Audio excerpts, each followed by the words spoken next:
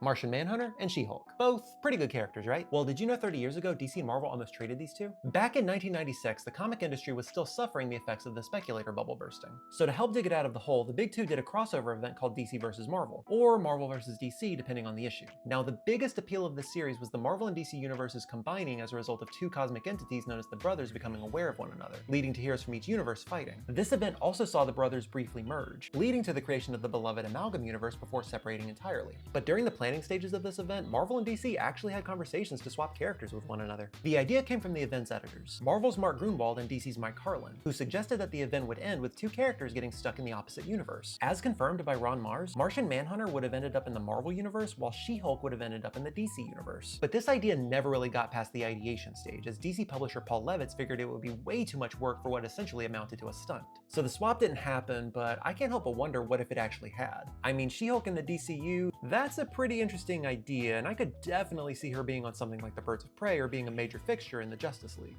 And Martian Manhunter, I don't know, I could see it. The cosmic side of Marvel is definitely more expansive and interesting, and he'd probably do well with a team like the Guardians of the Galaxy. I get that companies aren't in the interest of giving up characters that they have the rights to, but I can't say I wouldn't have minded seeing this actually happen, even if it was only on a temporary basis. Then again, if DC Comics lost the rights to John, we might not have ever gotten Absolute Martian Manhunter, so maybe it's for the best that this swap didn't happen. But I am curious about what you guys think, so let me know in the comments how you guys feel about the idea of Marvel and DC swapping heroes.